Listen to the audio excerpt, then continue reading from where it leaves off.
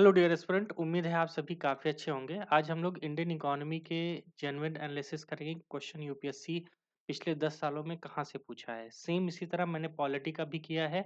ऊपर आई button click करके आप बाकायदे जाके वहाँ देख सकते हैं। बात करते हैं कितने से कितने साल तक का। भाई 2015 से उठाएंगे 2024 तक का पूरा एनालिसिस करेंगे। अगर बात करें क्वेश्चन की तो 2020 तक लगभग 20 क्वेश्चन के आसपास आते थे, उससे ऊपर ही आते थे।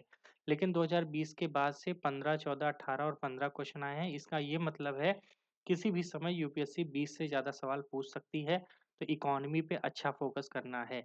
एक और इम्पोर्टेंट चीज़ बता दूं कि यूपीएससी में जो इकोनॉमी के सिंपल क्वेश्चन आते हैं, जिसको हम सरल क्वेश्चन कहते हैं, वो सभी के सभी कर लेते हैं। लेकिन सबसे ज़्यादा प्रॉब्लम आती है इन एवरेज क्वेश्चन पे, क्योंकि सबसे ज़्यादा यही पूछता है। अगर 24 की बात करें तो यहाँ 15 सवाल आए थे, 15 में से 8 सवाल ऐसे ही थे जो एवरेज थे। यानी कि टफ क्वेश्चन पे तो उतना यूपीएससी नहीं पूछता है, लेकिन कहीं न कहीं आपको यहाँ पे क्वेश्चन ज़्यादा देखने को मिल जाएगा। इसलिए आपको ये बात ध्यान रखनी है कि किसी भी हाल में जो क्वेश्चन है आपसे पूछा जा रहा है, वो एवरेज फॉर्म में ज़्यादा रहेगा। आपको सबसे ज़्यादा फोकस एवरेज वाले क्वेश्चन को सॉल्व करने में है। इसका मतलब है कि आपको कॉन्सेप्ट क्लैरिटी बहुत अच्छी होनी चाहिए।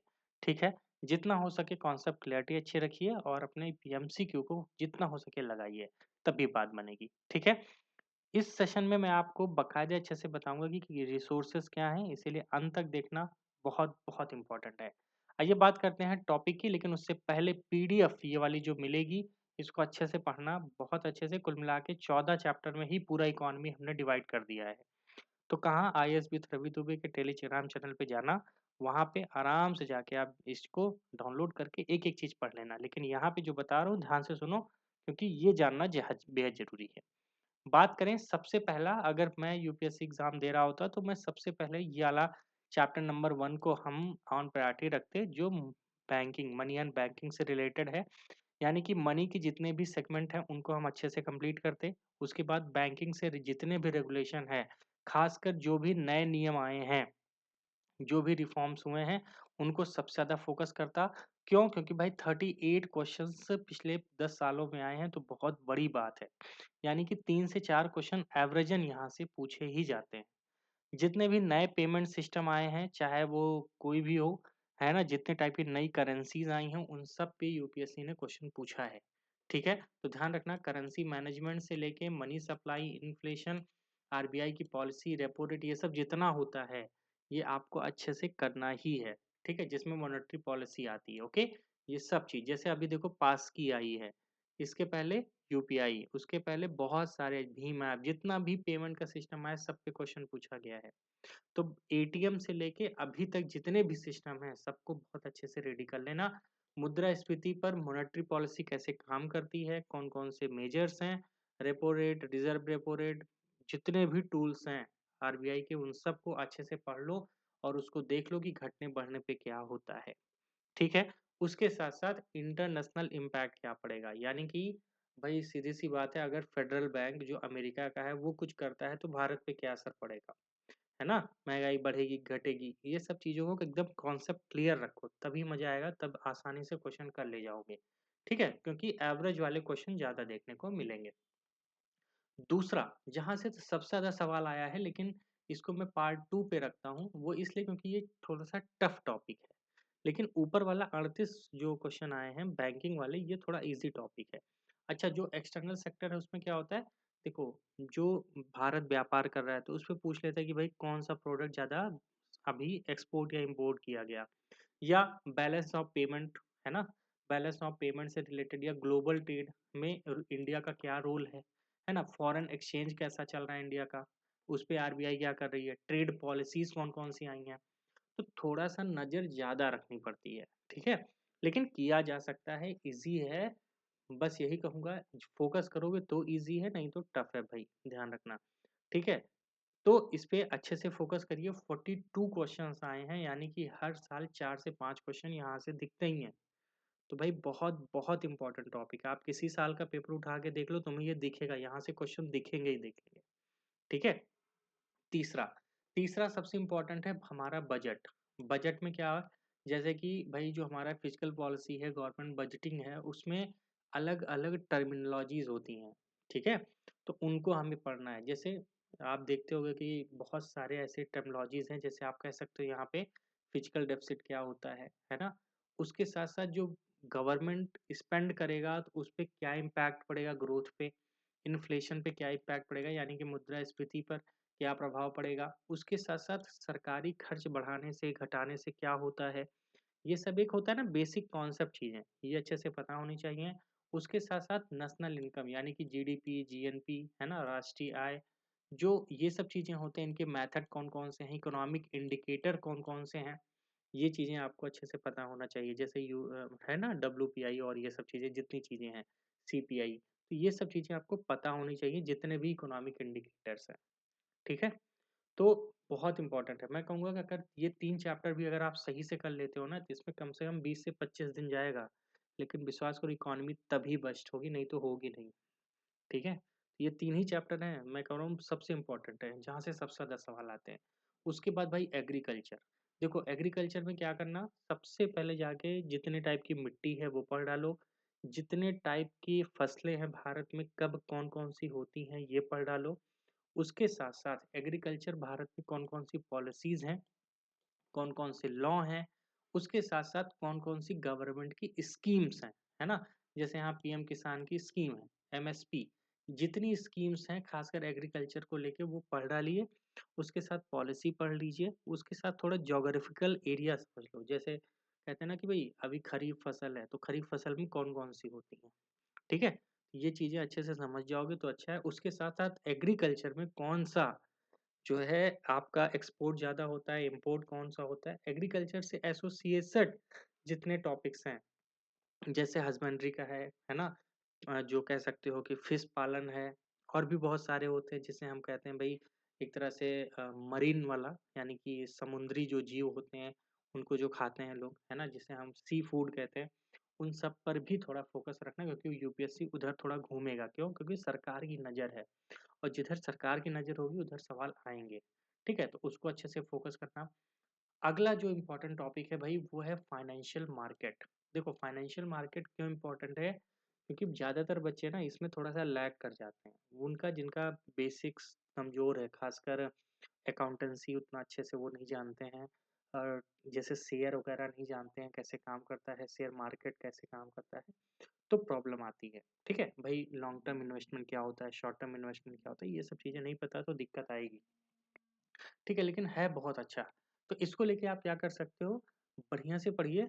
एक किताब अभी सजेस्ट करूँगा, वो किताब मँगा लेना, उसमें ये सब कुछ है। विश्वास करो बहुत बेहतरीन किताब है, ठीक है?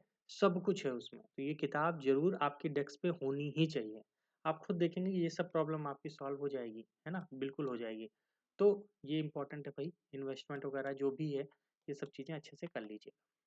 अगला छोटे-छोटे टॉपिक हैं, कुल मिला के यही टॉपिक सबसे बड़े हैं जहाँ से मेजर सेगमेंट पूछता है। ये ऊपर के 4 टॉपिक जो मैंने आपको बताए, यानी कि बैंकिंग वाला, एक्सटर्नल मतलब एक्सटर्नल सेक्टर वाला, उसके साथ-साथ वो बजट वाला जो है, नेशनल इनकम वाला, एग्रीकल्चर और फाइनेंशियल मार्केट, ठीक है? यही हैं 4। उसके बाद जैसे लैंड रिफॉर्म पे 2 सवाल आया है। अभी जैसे देखो डिजिटलाइज़ेशन ऑफ लैंड हुआ तो उस पे सवाल पूछ लिया, है ना?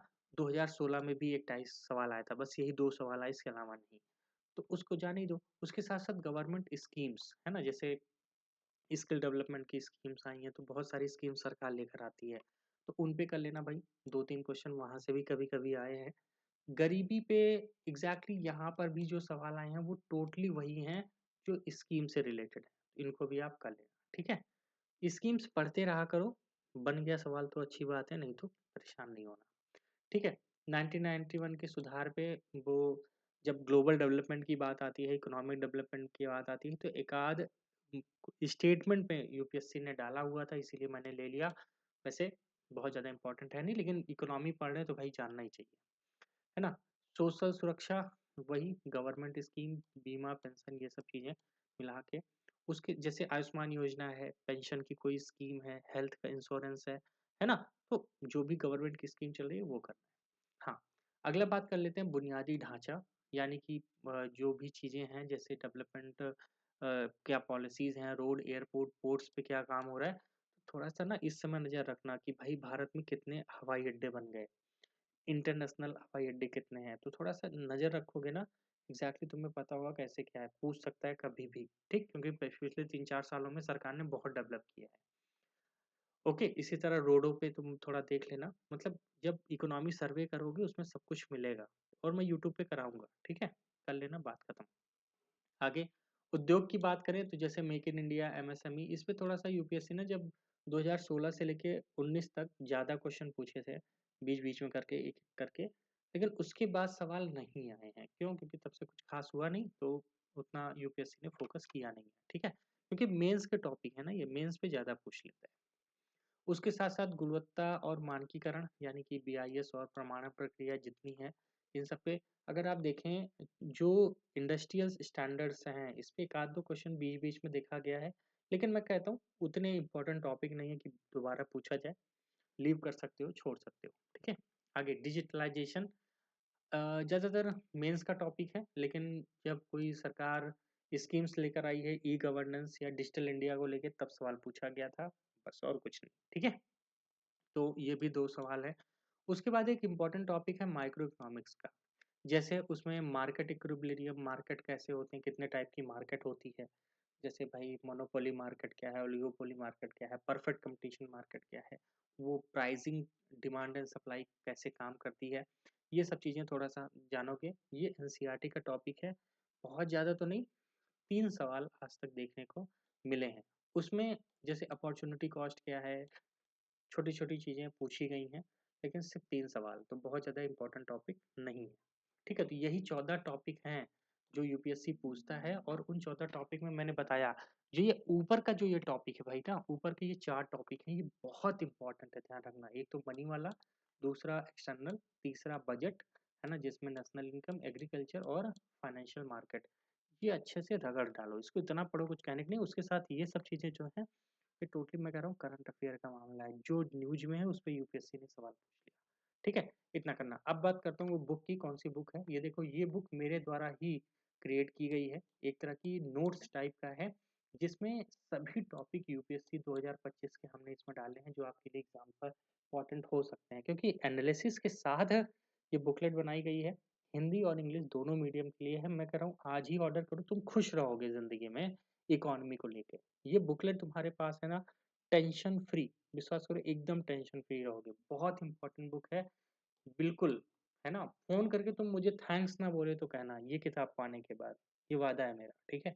हर एक प्रॉब्लम तुम्हारी इकोनॉमी की प्रॉब्लम दूर हो जाएगी, चाहे वो हिंदी मीडियम की हो, चाहे इंग्लिश मीडियम की हो, ठीक है? आगे बात कर लेते हैं, प्रीलिम्स की टेस्ट सीरीज़ हमने लॉन्च किया है, आप बिल्कुल ले सकते हैं। 40 टेस्ट आपको जीएस में मिलेंगे, 10 टेस्ट सीसैट में, टोटल 50 टेस्ट मिलेंगे। किन्हीं नंबरों पे आप फ़ोन करके भाई बुक करा सकते हो, और किताब लेना है, वो भी आप इन्हीं नंबरों पे हमें फ़ोन कर सकते हैं इस बुक के लिए, ठीक है? इकोनॉमिक्स वाली ये बुक के लिए। लेकिन मैं कहूँगा ज़रूर मँगाओ, ये बुक और टेस्ट सीरीज़ मँगा लो, तुम्हारा आराम से प्रीलिम्स हो जाएगा, ठीक है? और जो एनालिसिस करा रहा हूँ, इसको अच्छे से करिए, ठीक है? इसको टेलीग्राम चैनल पे भेज दूँगा, आईएएस विथ रवि दुबे, जाके जॉइन कर लेना, देख लेना, अच्छे से समझ जाना, ठीक है? मिलते हैं अगले सेशन में, तब तक के लिए थैंक यू सो मच। एक बात और, पॉलिटी का भी मैंने डाला है, वो भी जाके देख सकते हो, ओके? आई बटन पे क्लिक करके देख लेना। Bye bye.